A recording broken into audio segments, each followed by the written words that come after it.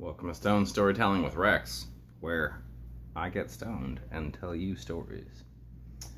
So, just a quick update, as there have been some changes. First off, you'll notice that the storytelling flannel has become a storytelling plaid short sleeve button up. And that's because the flannel, it just got real old and it got worn out. I have had that thing since I was 18. I'm 34, and the elbows were just rotting away from age and wear, and my fiance told me that it made me look like a heroin addict. And since I'm not one of those, I figured it was probably best to get rid of it, you know. Also, we have moved. We no longer live in California. We are living in the state of Washington, where I am from. And that presents a whole set of unusual issues. But we'll not get into that right now. And also, on a very tragic note, my two very sweet kitties, Smokey and Matthew, both passed away while we were in California. But while we were there, about a week actually before Smokey died, we were walking through the garment district of Los Angeles, and we just kind of been enjoying the afternoon. My fiance had gotten off work, and we'd stopped off at a dispensary and we'd picked up some weed and rolled some joints and just, you know, enjoying a nice sunny day in LA, getting some snacks, feeling carefree. And we turned down a couple of streets, and we were just sort of wandering our way back to the metro train to go back to Long Beach. And we turned down this street, and laying there in the middle of the road was this dog. And Roxy and I had been talking for a while about, you know, maybe we wanted to get a dog sometime kind of soon down the road. And when we were talking about the dog, we would say, you know, we want to get a dog that's sort of a medium-ish size, smallish, medium-ish dog. And, you know, not too big.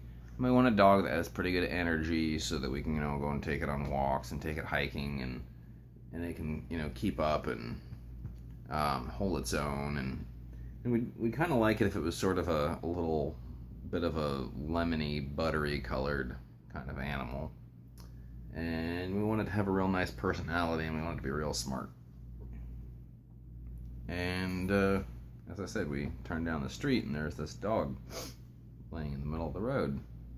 And it's a medium-sized dog, and it's sort of buttery, kind of golden in color.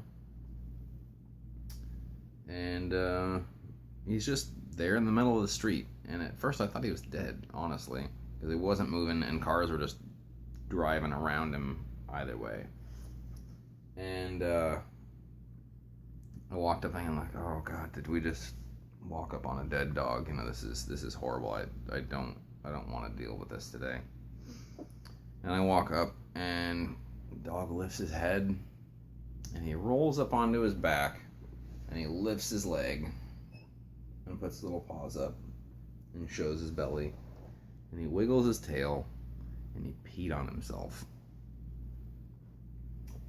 And I couldn't help but kind of chuckle, and I leaned down, and I pet him, and I said, you know, hey, how's it going? And gave him a little scratch, and this dog just kind of sprung to life and hopped up and kind of started walking around us, and there was nobody there. There was literally not a single soul to be found.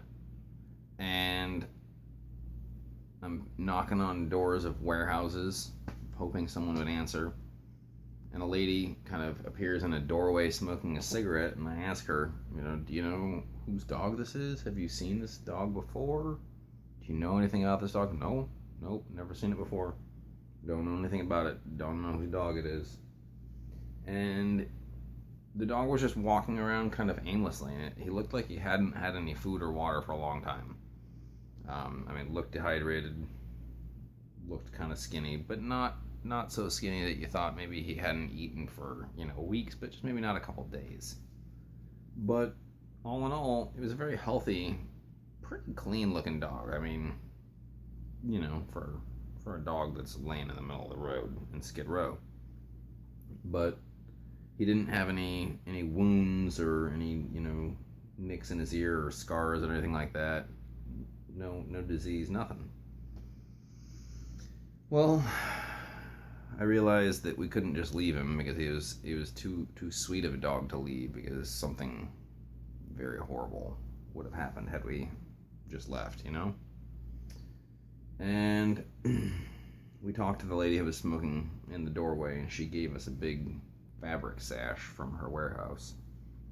And we tied it around his neck like a leash, and we walked him back to the train. I had to carry him part of the way because he got scared by the traffic.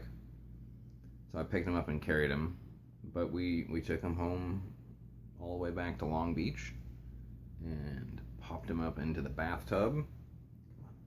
Come here. And gave him a bath and cleaned him up. And this is our buddy. This is Butters.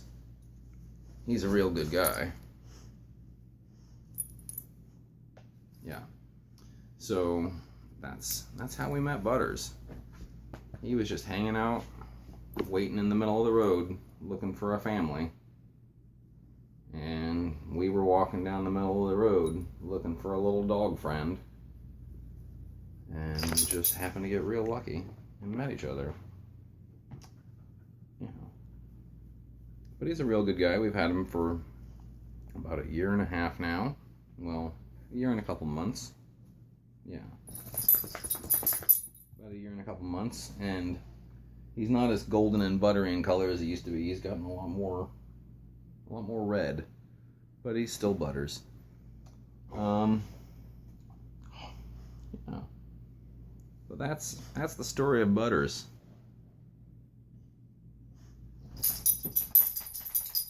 Weirdo. Well, thanks for tuning into this, I guess, kind of micro episode of Stone Storytelling with Rex. Yeah. Well, I'll see you again.